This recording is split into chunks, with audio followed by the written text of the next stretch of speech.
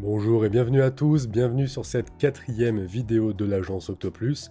Je suis Axel Salon, consultant SEO pour l'agence Octoplus et aujourd'hui on va voir une thématique qui est ultra intéressante si vous souhaitez travailler votre SEO et même assez cruciale en fait. Cette thématique c'est l'intention de recherche. Comme toujours, cette vidéo est en lien direct avec un article au format écrit qui est disponible sur le blog de l'agence Octoplus. Le lien est dans la description. Et d'ailleurs, si vous ne voulez pas rater les prochaines vidéos ni les prochains articles mis en ligne sur le blog, je vous invite à vous inscrire à notre newsletter. Une fois par semaine, j'envoie que de la news, des infos en rapport avec le SEO et le monde du web de manière générale. Le lien, là aussi, est en description. Alors, l'intention de recherche, pour faire bref, c'est la raison intrinsèque pour laquelle un utilisateur va faire une recherche sur un moteur de recherche comme Google par exemple. En gros, c'est la raison initiale qui l'a poussé à ouvrir son navigateur et à faire une recherche.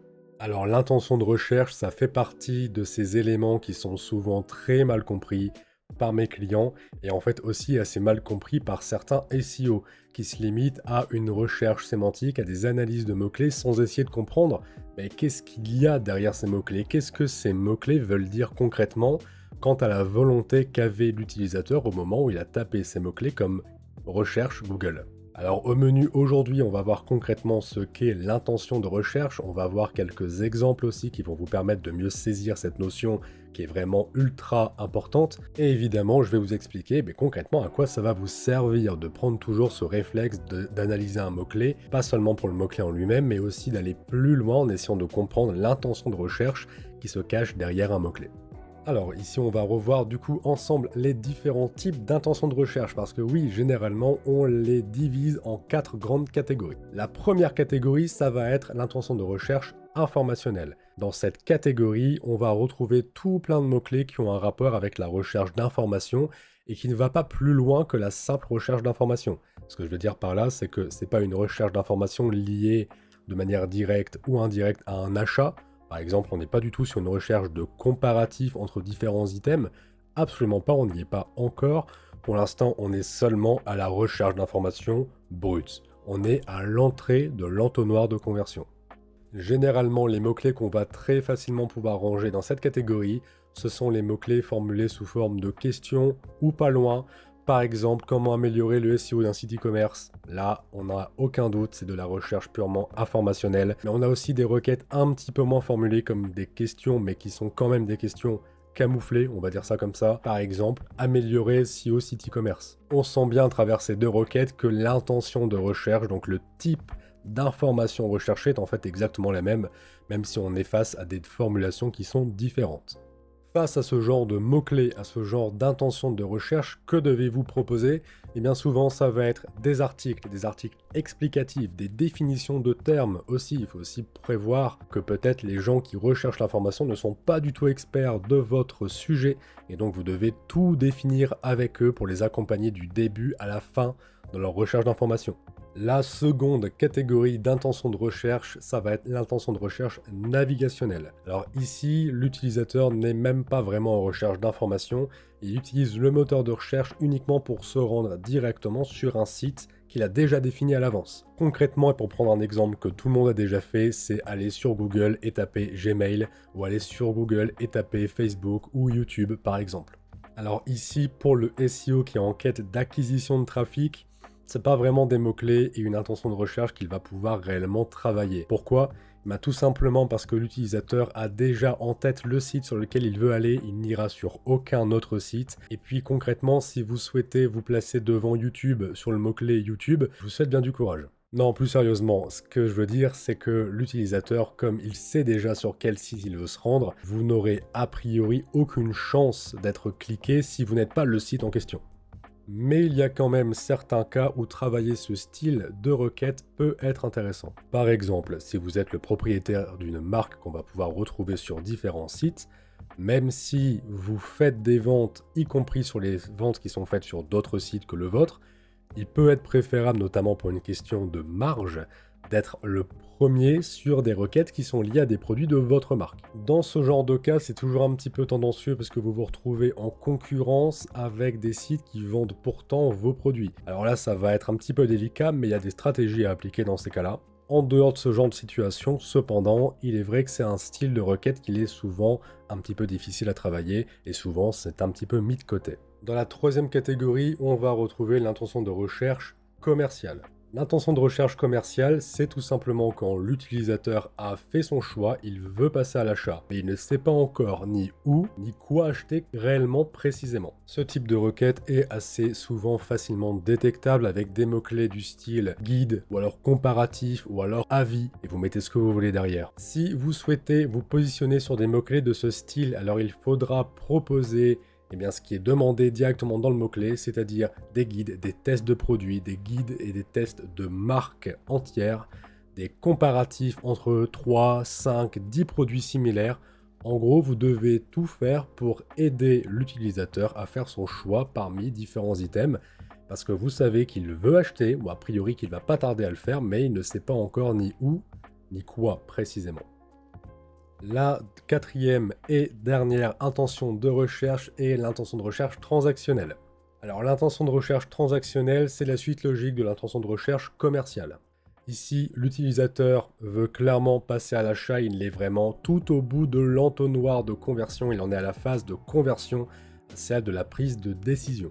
Il ne lui reste que quelques petits détails à régler du style où acheter le produit qu'il a déterminé comme étant celui qu'il voulait. Et donc il va utiliser des mots-clés assez précis du style achat, formation SEO ou acheter tel ou tel produit. Ici, de manière assez évidente, le style de contenu qu'il va falloir proposer, ça va être souvent des fiches produits, mais aussi des fiches où vous allez pouvoir proposer des formulaires de contact, parce qu'on oublie souvent, mais la conversion, ce n'est pas seulement l'achat, ça peut être aussi remplir un formulaire de contact. En gros, n'importe quoi qui pourra être déterminé par vous comme étant une conversion. Normalement là, vous êtes en train de comprendre quelque chose qui est crucial en SEO, c'est l'intérêt de l'intention de recherche. En analysant un mot-clé qui peut paraître intéressant, on arrive à comprendre l'intention de recherche qui se cache derrière. Et en analysant cette intention de recherche, on arrive à déterminer quoi ? Eh bien le type de contenu qu'on va devoir créer pour espérer être poussé et être mis en avant par Google, potentiellement en numéro 1 sur la page 1. Ça veut donc dire que si vous vous ciblez sur un mot-clé que vous avez déterminé comme étant intéressant parce qu'il a un bon volume et qu'il correspond à ce que vous proposez, très bien, c'est une super bonne base. Cependant, si vous ne faites pas le travail jusqu'au bout, en gros si vous ne déterminez pas avec précision l'intention de recherche, eh bien vous ne saurez pas précisément sous quel angle vous devez aborder le mot-clé en question. Est-ce que pour tel mot-clé je dois rédiger un article ? Si oui, est-ce qu'il doit être plutôt long, plutôt court, direct ou assez complet? Et si c'est pas un article, est-ce que je dois proposer une fiche produit, un guide, un comparatif? En gros, ce qu'il faut bien comprendre, c'est que cibler un mot-clé, c'est une chose, mais comprendre comment l'aborder, quel type de contenu créer pour espérer être numéro 1 sur ce mot-clé-là, eh bien en fait, c'est tout aussi important, voire même plus important encore. Alors maintenant que c'est très clair pour vous que l'intention de recherche c'est quelque chose d'extrêmement important, je vais vous présenter 3 méthodes très simples à réaliser pour déterminer assez facilement votre intention de recherche quand vous prenez un mot-clé donné. Alors la première méthode qui est a priori celle que vous allez utiliser quasiment tout le temps parce qu'en fait elle ne requiert aucun outil et qu'elle est hyper fiable malgré sa simplicité, c'est tout simplement le fait d'analyser la SERP de votre mot-clé cible.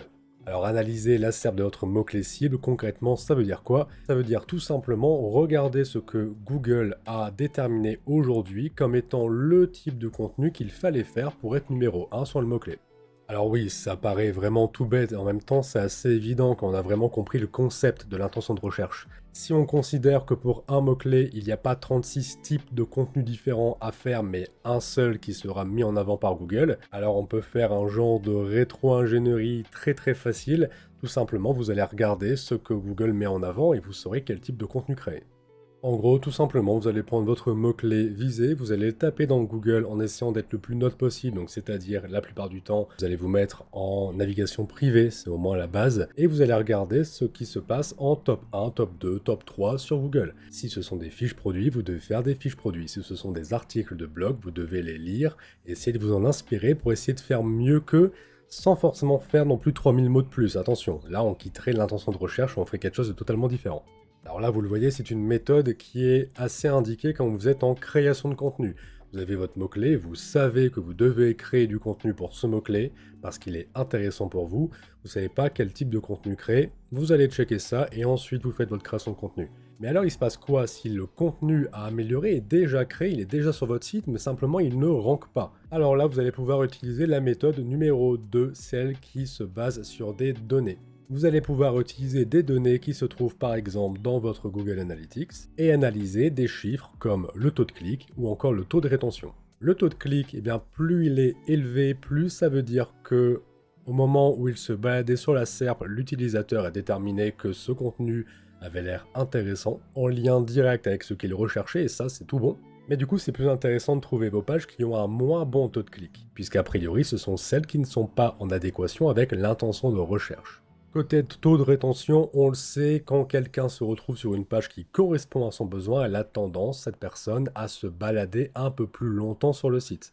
Et donc, là aussi, à l'inverse, les pages qui génèrent des taux de rétention très faibles sont peut-être un petit peu en moins bonne adéquation avec l'intention de recherche. Dans ces deux cas, vous pouvez utiliser ce style de données pour déterminer quelle page améliorer sur votre site, et bien souvent, cette amélioration va passer en fait par une restructuration complète du contenu, puisque, comme on vient de le voir, un type de contenu n'en est pas un autre, une fiche produit n'est pas un article. Et enfin, la troisième méthode, elle utilise un outil SEO, qui va vous permettre de déterminer automatiquement l'intention de recherche pour chacun des mots-clés que vous aurez ciblés.